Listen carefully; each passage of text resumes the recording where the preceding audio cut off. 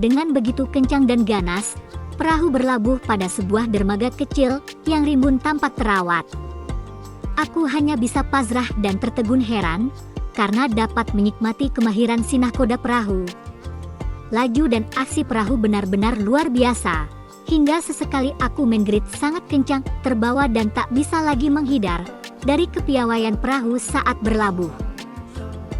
Aduh mam, pekiknya sesekali dengan kencang, tapi terdengar agak mendesah. Kami menarik napas dalam-dalam, saling menyadarkan diri. Masing-masing dengan apa yang baru saja terjadi. Tak terasa keringat pun bercucuran, membuat kami terkulai lemas. Tapi tak dapat dipungkiri, peristiwa tadi membuahkan rasa puas dan bangga. Kenapa bisa terjadi kayak gini? Tanyaku lirih kepadanya.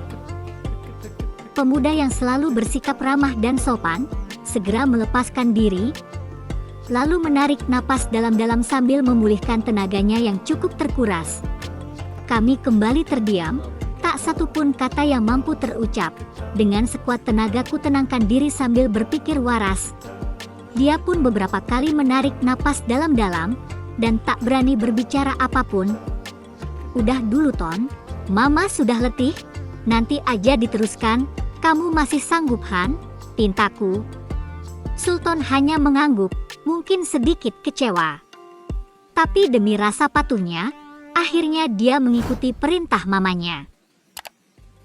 Mungkin sudah banyak berita-berita di TV tentang kejadian terlarang di luar akal sehat manusia, yakni hubungan seorang putra dengan ibunya sendiri.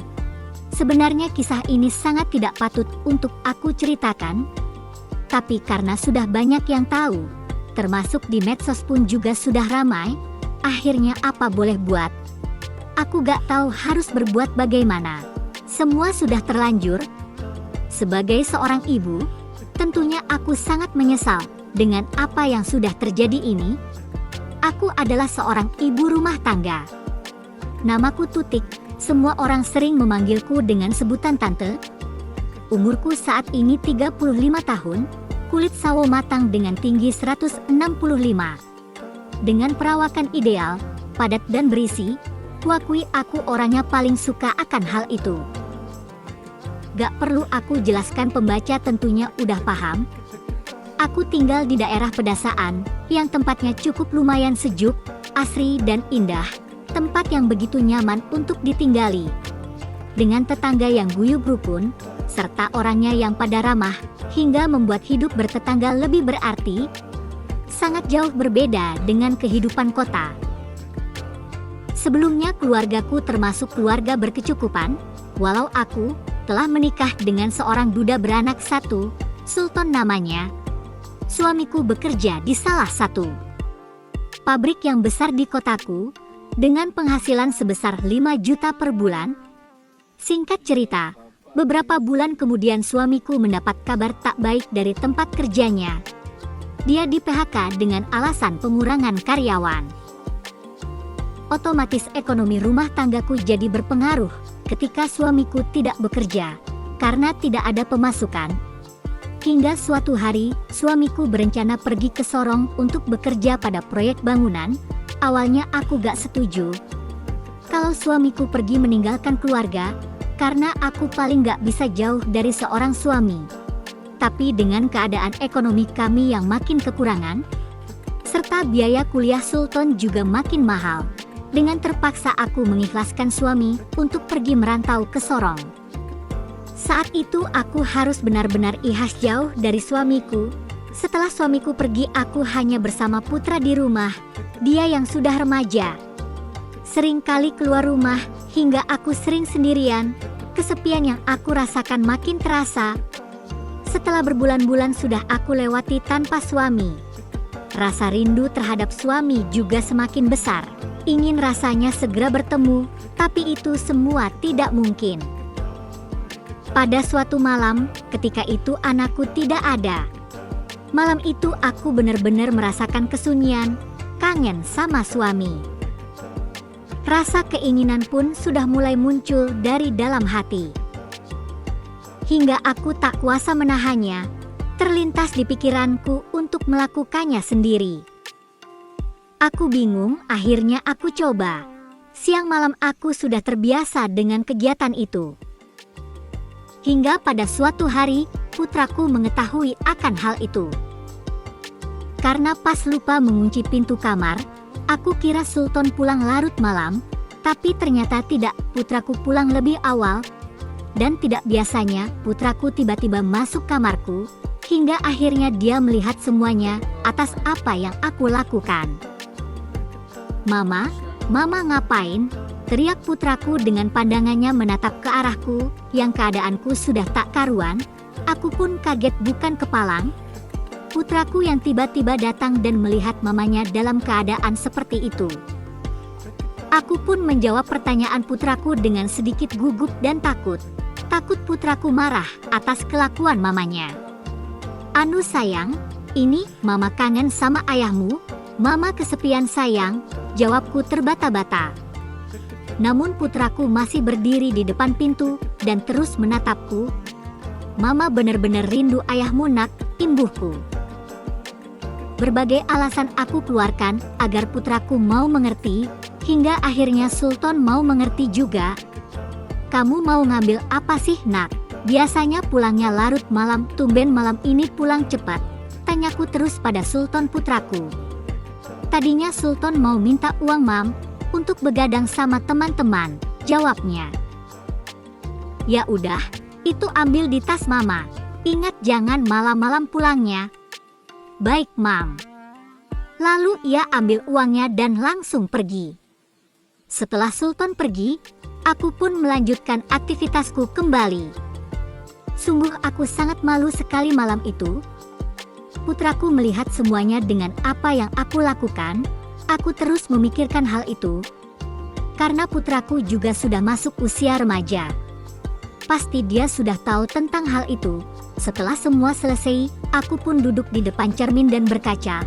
Apa yang aku lakukan ini salah, gumamku. Tapi dengan begitu, aku bisa terobati rasa kangenku pada suamiku. Meskipun dengan cara itu, kulihat jam sudah menunjukkan pukul 12 malam, Sultan belum juga pulang. Lalu aku keluar kamar menuju dapur untuk mengambil air minum. Setengah jam kemudian, putraku pulang dan langsung masuk kamarnya tanpa menyapaku.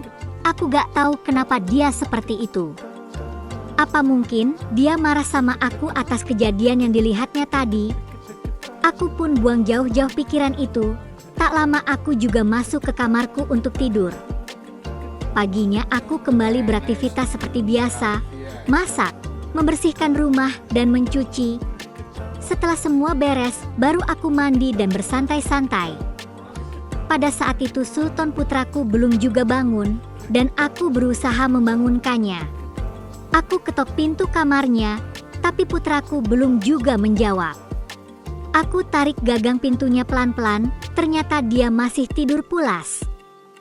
Aku ingat kalau hari itu hari Minggu. Kalau hari Minggu biasanya bangunnya memang agak siangan, dan aku pun mengurungkan niatku untuk banguninya. Karena melihat tidurnya sangat pulas. Jadi aku tak berani membangunkannya. Begitu mau keluar kamar, aku melihat HP-nya jatuh di lantai. Sudah menjadi kebiasaannya kalau tidur HP-nya tidak ditaruh di meja. Dan juga dia kalau tidur berantakan suka muter-muter hingga HP-nya jatuh. Lalu aku ambil HP itu, yang ternyata ada panggilan tak terjawab dari salah satu temannya. Namanya Suci, yang aku pikir itu mungkin pacarnya. Aku gak sengaja mencet aplikasi galeri video, yang di dalamnya banyak video macem-macem, dan aku sangat dikejutkan. Dari salah satu video itu, sampai sempat aku mau teriak dan marah saat melihat video itu. Ternyata Sultan sudah melakukan hal melebihi dari yang aku lakukan. Apakah semua ini gara-gara dia melihat rutinitas iku kemarin malam ya, gumamku. Sungguh aku tak habis pikir bahwa dia sudah melakukan hal itu. Memang putraku sudah usia remaja, wajar kalau dia sudah memahami tentang hal itu. Tak lama aku keluar dari kamarnya, dan duduk di ruang tengah sambil merenung, memikirkan terus hal itu. Malamnya aku mencoba menanyakan kepada putraku, "Sultan, mama mau nanya. Tadi Mama gak sengaja membuka HP MU, soalnya tadi jatuh di lantai saat kamu masih tidur.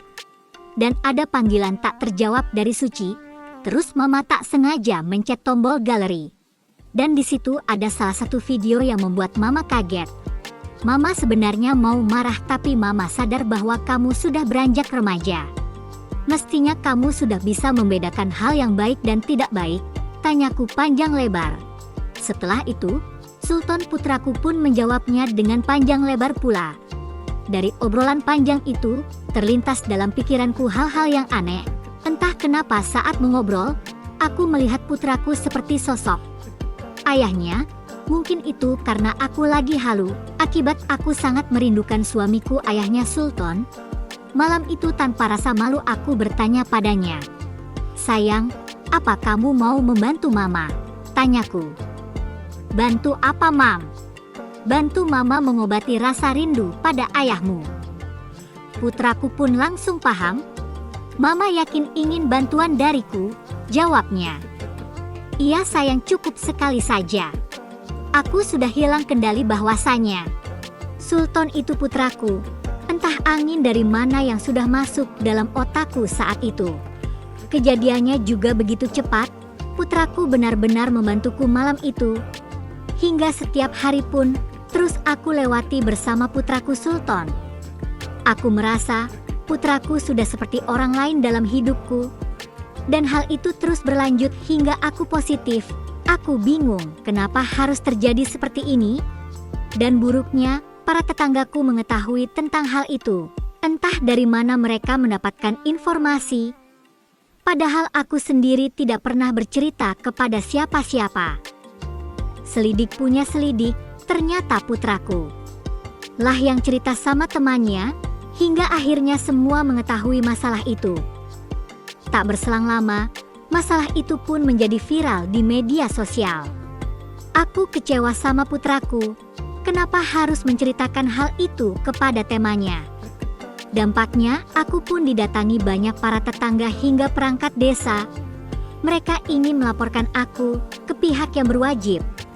Aku pun memohon kepada semua masyarakat agar aku tidak dipenjara, dan aku berjanji tidak akan mengulanginya. Dan akhirnya mereka semua pun merasa iba terhadapku. Aku sungguh menyesalkan dengan kejadian ini. Kenapa aku tidak bisa mengendalikan diriku? Sebagai seorang ibu, harusnya aku mendidik putraku dengan baik, walaupun itu putra tiri, bukan malah mengajarinya dengan hal-hal yang tidak baik. Begitulah kisah ceritanya. Mudah-mudahan tidak akan terjadi lagi kejadian yang seperti ini. Cukup aku saja yang mengalaminya. Mungkin karena imanku sendiri masih lemah. Karena keimanan itu penting, dapat menjauhkan kita dari hal-hal yang buruk. Semoga hal ini menjadi pelajaran bagi kita semua, dan dapat dijauhkan dari segala hal yang dapat menjerumuskan ke hal-hal yang tidak baik. Amin. Terima kasih.